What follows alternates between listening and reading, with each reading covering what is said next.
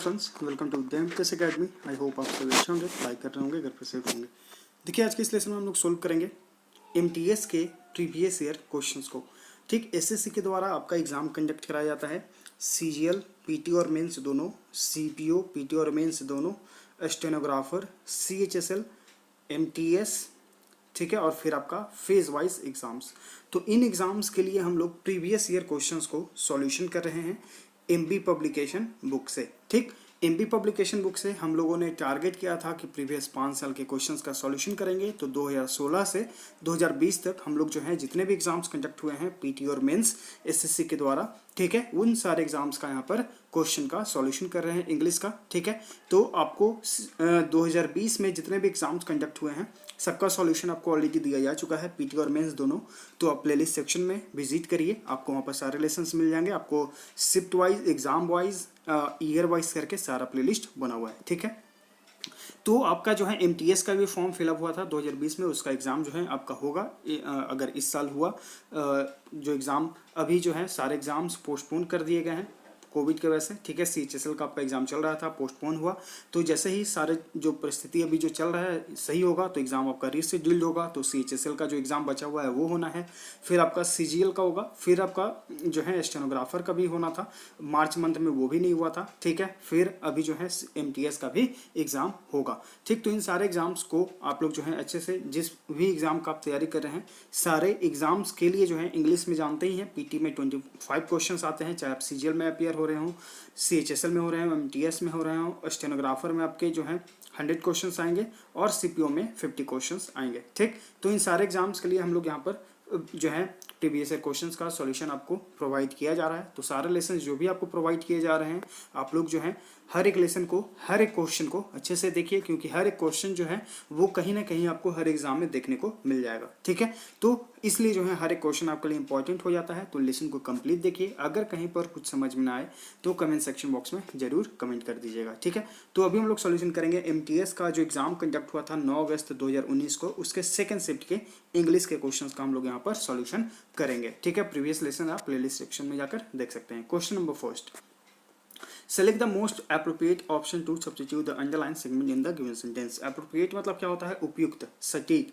जो आपको सबसे सटीक ऑप्शन दिया गया है जो यहाँ पर है, आपको उनमें चुनना है। किसके लिए चुनना है? अगर आपको लगता है कि जो सेंटेंस गिवन है इसमें कोई इंप्रूवमेंट की जरूरत है तो यहाँ जो ऑप्शंस दिए गए हैं आप इससे इंप्रूव करें, नहीं तो फिर नो इंप्रूवमेंट या फिर नो सब्स्टिट्यूशन रिक्वायर्ड वाले ऑप्शन के साथ जाएं।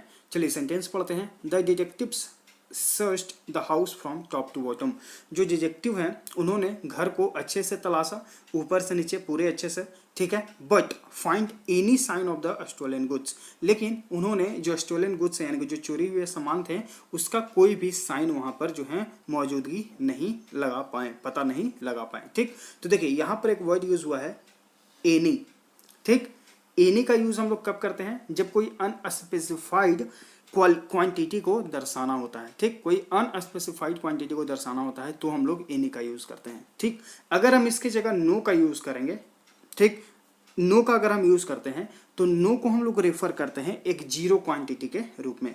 नो को हम लोग यूज करते हैं एक जीरो क्वांटिटी को रेफर करने के लिए। ठीक, अब यहां पर ये तो हम लोगों ने समझा नो और एनी का अंतर। अब यहां पर देख रहे हैं कि द डिटेक्टिव्स सब्जेक्ट, उसके बाद सर्च यानी कि भर्ब आया है और भर्ब जो है यहाँ पे डायरेक्ट आया है, कोई हेल्पिंग भर्ब अगर ना हो और तो यहाँ पर जो है आप भर्ब का सेकंड फॉर्म लेंगे। ठीक, यानी कि सब्जेक्ट प्लस भर्ब का सेकंड फॉर्म, तो ये आपका स्ट्रक्चर बन जाता है पास्ट इंडेफिनिट में। ठीक है, पास्ट इंडेफिनिट में। तो आगे जो हमारा पार्ट है उसे भी हम जो है पास्ट इंडेफिनिट में ही कंप्लीट करेंगे। ठीक, तो ऑप्शंस देखिए, यहाँ पर फाइंड ये अपने प्रेजेंट फॉर्म में है, ये नो सब्स्टिट्यूशन रिक्वायर्ड आपका एलिमिनेट हो जाएगा। ठीक है, वाइल फाइंडिंग ये कॉन्टिन्यूअस फॉर्म में है, एलिमिनेट हो जाएगा। यहाँ पर देखिए फॉन्ट का यूज तो हुआ है लेकिन डिस्पाइट का यूज हुआ है। ठीक, डिस्पाइट मतलब होता है एक नेगेटिव सेंस में के बदले के लिए, यहाँ पर इस सेंटेंस का कोई अर्थ निकल नहीं रहा है। ठीक, तो हमारा जो राइट आंसर हो जाएगा वो हो जाएगा आपका ऑप्शन डी। जो डिटेक्टिव्स हैं उन्होंने घर को ऊपर से नीचे अच्छे से तलाशा, लेकिन बट मतलब हो गया लेकिन उन्हें कोई भी चोरी हुए सामान का कोई क्लू या फिर कोई साइन नहीं मिल पाया। तो हमारा देखिए सेंटेंस भी जो है पास्ट में कंप्लीट हो गया। लेकिन के लिए हम लोगों ने यहाँ पर बट का यूज किया, वर्ब का सेकंड फॉर्म, और यहाँ पर हम लोगों ने नो, क्योंकि बात हो रहा है कि एक भी जो चोरी हुआ सामान था उसका साइन हमें नहीं मिल पाया, तो हम लोग नो का यूज करेंगे। नो का जो है हम लोग रेफर करते हैं एक जीरो क्वांटिटी के रूप में, ठीक है। तो right answer is the option D. Question number 2, यहाँ पे आपको ग्रामेटिकल एरर को फाइंड आउट करना है। व्हेन दे स्टार्टेड पास्ट में, व्हेन सब्जेक्ट वर्ब का second form, past they had great ideas, subject plus had plus verb का third form, sorry यहाँ पर जो है ये तो अलग सेंटेंस है, ठीक। दे हैड ग्रेट आइडियाज यानी कि उनके पास जो है अलग आइडियाज थे, यानी कि ये वाला पार्ट जो है आपका पास्ट में, और ये भी देखिए यहाँ पर जो है आपका पास्ट में ही शो कर रहा है, हैड का यूज हुआ है यानी कि पास्ट में है, ठीक। दे हैड ग्रेट आइडियाज यानी कि उनके पास अच्छा आइडियाज भी था, ठीक है। But lack the business know how, देखिए दे स्टार्टेड पास्ट का वर्ब का सेकंड फॉर्म, ठीक। दे हैड ये भी पार्ट आपका पास्ट में, ठीक। उसके आगे वाला जो पार्ट है ये आपका लैक वर्ब का फर्स्ट फॉर्म है, तो वर्ब का फर्स्ट फॉर्म हम लोग प्रेजेंट में यूज करते हैं। तो यहाँ पर दो पार्ट हमारा पास्ट में है, तो थर्ड वाले पार्ट को भी हम पास्ट में चेंज करेंगे, तो लैक की जगह क्या हो जाएगा, लैक्ड का यूज हो जाएगा। यानी कि उन्होंने जब शुरू किया तो उनके पास अच्छा जो है आइडियाज था, लेकिन उनको बिजनेस लाना, मतलब कि बिजनेस में किस प्रकार से काम होता है वो उनको नहीं आता था, ठीक। तो इसका जो है वर्ब का सेकंड फॉर्म हम लोग यहाँ पर यूज करेंगे लैक का, लैक्ड यहाँ पर यूज होगा, but lack the business know how, ठीक। तो यहाँ पर जो आपका एरर जो हो जाएगा वो कौन सा हो जाएगा, यहाँ पर ऑप्शन सी, लैक की जगह लैक्ड का यूज करिए। क्वेश्चन नंबर 3, यहाँ पे आपको ग्रामेटिकल एरर को फाइंड आउट करना है। It's a good idea to read up on a company before going for an interview. Read up मतलब कि के बारे में जान लेना, ठीक। यहाँ पर जो है it's a good idea, it's ITS का यूज हुआ है, ठीक। इट्स का मतलब क्या होता है, इट्स मतलब होता है belonging to something, belonging to something, belong मतलब होता है किसी चीज से संबंधित होना, ठीक। तो यहाँ पर इस चीज का अर्थ जो है ये नहीं हो रहा। अगर इसके जगह हम इट इज का यूज करते हैं तो हमारा सेंटेंस जो है सही हो जाएगा, क्योंकि हमारा एक सब्जेक्ट हुआ और उसके बाद हमें एक हेल्पिंग वर्ब की जरूरत है। It is a good idea यानी कि यह एक अच्छा आइडिया है कि जब आप कंपनी में इंटरव्यू देने जाएं तो आप उसके बारे में जान लें, ठीक। तो सब्जेक्ट, उसके बाद हमें एक हेल्पिंग वर्ब की जरूरत है, तो इट्स की जगह हम क्या यूज करेंगे, इट इज का यूज करेंगे। इट्स का जो है हम लोग यूज करते हैं जब किसी चीज को उससे संबंधित यानी कि बिलोंग करने के लिए, जैसे मान लीजिए कि राम है, ठीक। तो राम का पेन, तो राम्स पेन, ठीक। तो यहाँ पर इससे संबंधित इसका बिलोंगिंग है, राम का बिलोंगिंग है, ठीक। तो हम लोगों ने इससे बिलोंग कर दिया, लेकिन यहाँ पर इस सेंटेंस का कोई ऐसा अर्थ नहीं निकल रहा है, क्योंकि हमें इस सेंटेंस को सिंपली बनाना होगा। It is a good idea यानी कि यह एक अच्छा आइडिया है, ठीक। आते हैं क्वेश्चन, तो यहाँ पर जो आपका हो जाएगा एरर वो हो जाएगा आपका ऑप्शन बी में, इट इज का यूज करिए। क्वेश्चन 4, यहाँ पे आपको एंटोनिम विपरीत बताना है डेलिकेट का। डेलिकेट मतलब क्या होता है, डेलिकेट मतलब हो गया नाजुक। अब इसका एंटोनिम यानी कि विपरीत बताना है, विपरीत यानी कि अपोजिट। फ्लिम्जी मतलब हो गया नाजुक, कमजोर, ये तो आपका सिनोनिम है, एलिमिनेट। फीवल कमजोर सिनोनिम है। फ्रेजाइल क्षणभंगुर कमजोर, ये भी आपका सिनोनिम है। फर्म यानी कि दृढ़। Right answer is the option D. एक है बहुत ही नाजुक और एक है दृढ़। Right answer is the option D. Question 5, यहाँ पे आपको अंडरलाइन सेक्शन में इंप्रूवमेंट की जरूरत है, तो गिवन ऑप्शन से करें, नहीं तो फिर नो इंप्रूवमेंट ऑप्शन के साथ जाएं। Suresh thought of a splendid idea to celebrate his parents anniversary. Splendid मतलब क्या होता है, शानदार। ये एसएससी ऑलरेडी पूछ चुका है, तो ध्यान रखिएगा इस बात को, ठीक है। स्प्लेंडिड मतलब होता है शानदार। सुरेश जो है सोचा कि एक बहुत ही शानदार आइडिया उसने सोचा अपने पेरेंट्स के एनिवर्सरी को सेलिब्रेट करने के लिए, ठीक। तो यहाँ पर देखिए थाउट का यूज हुआ है। थाउट मतलब होता है सोचा, ठीक है, उसने अपने सोचा, और इसके साथ प्रीपोजिशन ऑफ का यूज हुआ है, तो थिंक के साथ हम प्रीपोजिशन ऑफ का ही यूज करते हैं, ठीक। तो यहाँ पर जो है और इसके बाद ए का यूज हुआ है, तो ए स्प्लेंडिड आइडिया यानी कि एक बहुत ही शानदार आइडिया, एक शानदार आइडिया, ठीक। तो इस सेंटेंस में कोई भी इंप्रूवमेंट की जरूरत नहीं है, हम जाएंगे नो सब्स्टिट्यूशन रिक्वायर्ड के साथ, option B is the right answer. Question number 6, यहाँ पर आपको सिनोनिम प्रवाची शब्द बताना है। इम्पोलाइट का, इम्पोलाइट मतलब होता है उदंड। सारे वर्ड्स आपके लिए इंपॉर्टेंट है, ठीक है, किसी भी एग्जाम में आपसे पूछा जा सकता है, तो ध्यान रखिएगा।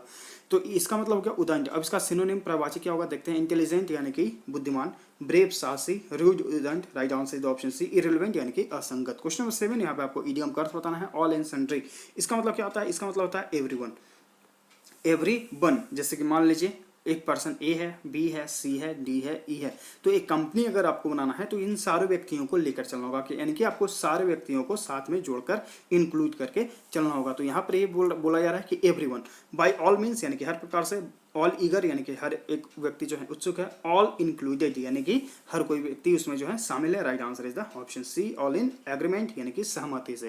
क्वेश्चन नंबर 8, यहाँ पे आपको सिनोनिम यानी कि प्रवाची शब्द बताना है। रिमेंबर, रिमेंबर मतलब होता है याद करना, इसका सिनोनिम क्या होगा, रिकॉल यानी कि याद करना। राइट आंसर इज ऑप्शन है, रिटेल यानी कि दोबारा करना, रिव्यू यानी कि समीक्षा करना, राइन यानी कि शासन। क्वेश्चन नंबर 9, यहाँ पे आपको करेक्ट स्पेल को चूज करना है। यहाँ पर लिखा गया है सप्ली, ठीक, सप्लीमेन और उसके बाद आपका टरी, ठीक, सप्लीमेंटरी। तो यहाँ पर जो आपका राइट आंसर हो जाएगा वो हो जाएगा supplementary. Right answer is the option C, इसका मतलब होता है पूरक। ठीक है, आते हैं क्वेश्चन नंबर 10 पे। यहाँ पर आपको करेक्ट स्पेल को चूज करना है। यहाँ पर लिखा गया है लुब्रिकेंट। लुब्रिकेंट इसका मतलब क्या होता है? इसका मतलब होता है चिकनाई। ठीक है, इसका मतलब क्या होता है? चिकनाई। लुब्री और इसका आपका कैंट। ठीक है, इसका मतलब चिकनाई। Right answer is the option B, इसका मतलब जो है रोशनी भी हो सकता है। क्वेश्चन 11 यहाँ पे आपको फिल इन द ब्लैंक करना है। Owing to all the recent negative turns of events in her life, यानी कि उसके लाइफ में जितने भी नेगेटिव टर्न रिसेंटली हुए हैं, C a strongly felt fill in the blank forces must be at work. C strongly felt, helpful यानी कि मददगार, इविल यानी कि बहुत ही खराब, ठीक है, एंजेलिक यानी कि दिव्य, हॉन्टिंग यानी कि डरावना। तो उसने जो है बहुत ही जो है तगड़ा महसूस किया है इविल फोर्सेस को, यानी कि जो बुरे फोर्सेस हैं, ठीक है, वो जो है उनको काम पे, मतलब वो जो है काम करते हैं, ऐसा उसने स्ट्रांगली फील किया है। किस लिए? क्योंकि उसने जो है अपने लाइफ में बहुत ही नेगेटिविटी टर्न को जो है सहा है, देखा है। ठीक, तो right answer is the option B. Question 12 यहाँ पे आपको ग्रामेटिकल को फाइंड आउट करना है। For most citizens today liberty meant the freedom to practice their religious और पॉलिटिकल व्यूज, यानी कि आज के जो सिटीजन्स हैं, बहुत ज़्यादा सिटीजन जो आज भी हैं, वो मानते हैं कि liberty means the freedom to practice their religions. यानी कि लिबर्टी मतलब क्या हो गया? लिबर्टी मतलब हो गया आज़ादी, फ्रीडम। ये सिनोनिम पूछ चुका है, ध्यान रखिएगा।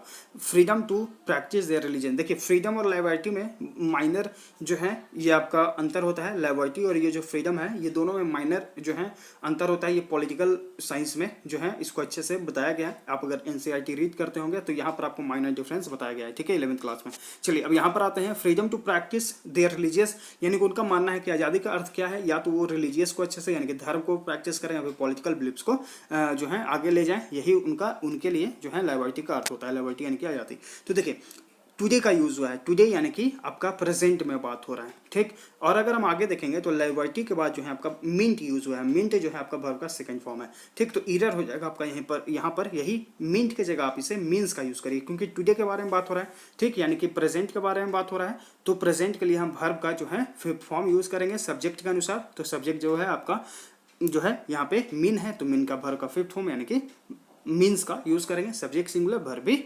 Singular.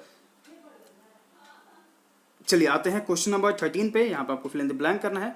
The driver of the car probably holds the key, जो ड्राइवर है कार का लगभग जो है holds the key to fill in the blank the crime, solving, solves, solve या फिर सॉल्यूशन। तो यहाँ पर जो है आपका कौन सा यहाँ पर राइट आंसर होगा? वो हो जाएगा आपका ऑप्शन ए। यहाँ पर देखिए होल्स यानी कि पकड़ना, वर्ब का फर्स्ट फॉर्म। तो दूसरा जो सब्जेक्ट है यहाँ पर जिरेंड के फॉर्म में आएगा, जिरेंड यानी कि वर्ब का fourth form. Right answer is the option A. Question 14 यहाँ पे आपको एंटोनिम विपरीत बताना है। एडमेंट का एडमेंट मतलब होता है जिद्दी, इसका विपरीत क्या होगा? कोहेरेंट, यानी कि कोहेरेंट मतलब क्या हो गया? इसका मतलब हो गया सुसंगत। स्टबर्न यानी कि जिद्दी, ये तो सिनोनिम हो गया। स्टूपिड यानी कि मूर्ख। फ्लेक्सिबल यानी कि लचीला। Right answer is the option D. एक व्यक्ति बहुत ही जिद्दी और एक है लचीला। क्वेश्चन 15 यहाँ पे आपको इडियम का अर्थ बताना है। Chip off the old block, इसका मतलब क्या होता है? Chip off the old block, इसका मतलब होता है कि एक ही प्रकार का होना, ठीक है, एक ही प्रकार का होना। ऑप्शन देखिए, रिजेंबलिंग पेरेंट्स यानी कि एक ही प्रकार के, रिजेंबल यानी कि एक दूसरे से जो है मिलना जुलना, ठीक है, मतलब कि मान लीजिए कि दो व्यक्ति हैं, ठीक, और इनका एक बेटा है, ठीक, तो इनका जो एक बेटा है तो ये इनकी तरह ही दिखता है, ठीक, तो इनकी तरह ही दिखता है यानी कि रिजेंबल है, एकदम हूबहू उन्हीं की तरह दिखता है। तो यहाँ पर जो है आपका राइट आंसर हो जाएगा ऑप्शन है। और रिजेंबल के साथ हम कोई भी प्रीपोजिशन यूज नहीं करते हैं, ध्यान रखिएगा, ठीक है। बाकी ऑप्शन है heavy interest in antique furniture, यानी कि आपको जो है इंटरेस्ट है, रुचि है पुराने फर्नीचर्स में। हैविंग ओल्ड फैशन वैल्यूज, यानी कि आप जो है पुराने ख्यालात को जो है फैशन को वैल्यू देते हैं, मान देते हैं, सम्मान देते हैं। Looking after parents, look after मतलब हो गया देखभाल करना। लुक आफ्टर मतलब क्या होता है? देखभाल करना अपने पेरेंट्स की। Right answer is the option A. आते हैं, ये आपके लिए इंपॉर्टेंट है, लुक आफ्टर, ये हमेशा एग्जाम में पूछा जाता है। ये आपके लिए फ्रेजल वर्ब है, इसका मतलब होता है देखभाल करना। क्वेश्चन 16 यहाँ पर आपको फिल इन द ब्लैंक करना है। Old car fill in the blank on the highway. Broke up, broke up मतलब क्या हो गया? ब्रेकअप, जैसे आप जानते हैं वर्ड ब्रेकअप मतलब होता है अलग हो जाना, टूट जाना, ठीक। ब्रोक आउट मतलब कि चलन से बाहर होना या फिर फैल जाना, ठीक। ब्रेक इन यानी कि बलपूर्वक प्रवेश करना कहीं पे। ब्रेक डाउन यानी कि खराब हो जाना। तो right answer is the option D. आप उनका जो पुराना कार था वो हाईवे पर खराब हो गया। Right answer is the option D. Question 17 यहाँ पे आपको जो है अंडरलाइन सेक्शन में इंप्रूवमेंट की जरूरत है, तो गिवन ऑप्शन से करें, नहीं तो फिर नो इंप्रूवमेंट ऑप्शन के साथ जाएं। For the past 6 months he is searching for a job. यहाँ पर देखिए टाइम ऑफ पीरियड, तो सेंटेंस को बनाएंगे प्रेजेंट परफेक्ट कॉन्टिन्यूअस में, यानी कि हैज या है प्लस बीन प्लस वर्ब का फोर्थ फॉर्म। तो यहाँ पर ऑप्शन देखिए, यहाँ पर हैड बीन का यूज हुआ है, नो सब्स्टिट्यूशन, एलिमिनेट। यहाँ पर दो ऑप्शन हमारे पास रिमेनिंग है, या तो ए या तो फिर डी। अगर आप सेंटेंस को अच्छे से पढ़ रहे हैं तो इसका अर्थ जो है वो निकल रहा है आपका प्रेजेंट में, यानी कि पिछले 6 महीने से वो जॉब की तलाश में है, यानी कि जॉब की तलाश कर रही है।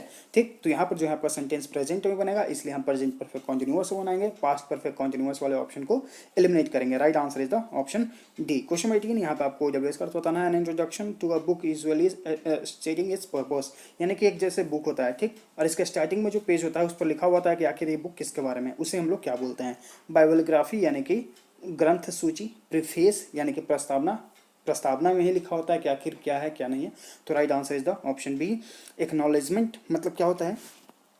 एक्नॉलेजमेंट मतलब होता है कि स्वीकृति, ठीक है, आप उस चीज़ को जानते हैं। Right answer is the option B. Question 19, यहाँ पे आपको जो है ओडब्ल्यूएस का अर्थ बताना है। Contest between two people to settle a point of honour. Contest मतलब होता है प्रतिस्पर्धा, लड़ाई, ठीक है, इन दो लोगों के बीच settle a point of honour, यानी कि उनके बीच बेहतर कौन है इस चीज़ के लिए लड़ाई होता है, ठीक है। ड्यूअल यानी कि दोहरा शासन, मतलब कि दोहरा यहाँ पर होगा, ठीक है। ड्यूएल यानी कि द्वंद्व, युद्ध। Right answer is the option B. Duo मतलब क्या हो गया? डुओ मतलब हो गया आपका जोड़ी, और ड्यूट मतलब हो गया युगल, यानी कि जैसे देखते हैं यहाँ गाना वगैरह सुनते हैं तो डुएट होता है, ठीक। क्वेश्चन 20, यहाँ पर आपको फिल इन द ब्लैंक करना है। You are sure to fill in the blank if you do not keep to the path. You are sure to fill in the blank if you don't keep to the path, यानी कि आप अगर सही रास्ते पर नहीं चल रहे हैं तो यू आर श्योर टू क्या हो जाएगा आपका? गेट लूज, गेट लॉस्ट या फिर गेट लूज। यहाँ पर जो आपका राइट आंसर है वो है आपका ऑप्शन सी। चलिए आगे है आपका क्वेश्चन नंबर 21 टू 25, यहाँ पर आपको फिल इन द ब्लैंक करना है। तो इसके लिए जो है आपको क्या करना है, पहले इसे अच्छे से पढ़ना है, उसके बाद आपको जो है फिल करते जाना है। चलिए पढ़ते हैं हम लोग। It was when she started reading books, यह तब की बात है जब उसने पुस्तक पढ़ना शुरू किया था, यानी किताब पढ़ना शुरू की थी एज अ चाइल्ड, यानी कि बच्चे के रूप में जब वो बच्ची थी तो उसने जो है किताब पढ़ना शुरू किया था। डैट डैरवला मर्फी, जो डैरवला मर्फी हैं, आयरलैंड्स फॉरमोस्ट ट्रैवल राइटर, जो आयरलैंड के ट्रैवल राइटर हैं, यानी कि वो ट्रैवलिंग पे राइटिंग करते हैं, ठीक, लिखते हैं। First developed fill in the blank interest in and love for travel, उन्होंने जो है सबसे पहली बार डेवलप किया fill in the blank a one the या फिर एन। तो यहाँ पर हम लोग क्या यूज़ करेंगे? यहाँ पर हम लोग यूज़ करेंगे एन का। कैसे यूज़ करेंगे एन का? चलिए पढ़ते हैं। यहाँ पर एन का यूज़ हम लोग कब करते हैं? एन का यूज़ हम लोग कब करते हैं? जब वहाँ पर जो है आपका वॉवेल साउंड हो, ठीक। तो यहाँ पर देखिए इंटरेस्ट, यानी कि एक इंटरेस्ट उन्होंने जगाया और प्यार जगाया ट्रैवलिंग के बारे में। तो यहाँ पर जो उन्होंने डेवलप किया इंटरेस्ट, यानी कि रुचि जो है पैदा किया, उन्होंने डेवलप किया और प्यार पैदा किया ट्रैवल के लिए, ठीक है। चलिए आगे पढ़ते हैं। Her father was the country librarian in Waterford, उनके जो पिता थे वो कंट्री लाइब्रेरियन थे, यानी कि लाइब्रेरी में काम करते थे in Waterford. And Dervla had a fill in the blank to a, Dervla had to, आगे है ऑप्शंस क्या क्या हैं? असेंट, असेंट मतलब होता है पर्वतरोही। असेस यानी कि पहुंच, असेस मतलब आकलन करना, असेंट यानी कि सहमति, ठीक। तो यहाँ पर हम लोग यूज़ करेंगे एसेस का। एसेस मतलब होता है पहुंच, ठीक है। तो यहाँ पर जो है Dervla had access to a wide variety of books, यानी कि डेरवला के पास जो है पहुंच था, क्योंकि उनके चूंकि फादर जो हैं वो लाइब्रेरियन थे, तो वो जो है हर एक प्रकार के पुस्तक के पास जा सकती थी, मीन्स कि वो पढ़ सकते थे, ठीक। तो यहाँ पर जो है असेस यानी कि उसका पहुंच था, अ वाइड वेराइटी ऑफ बुक्स।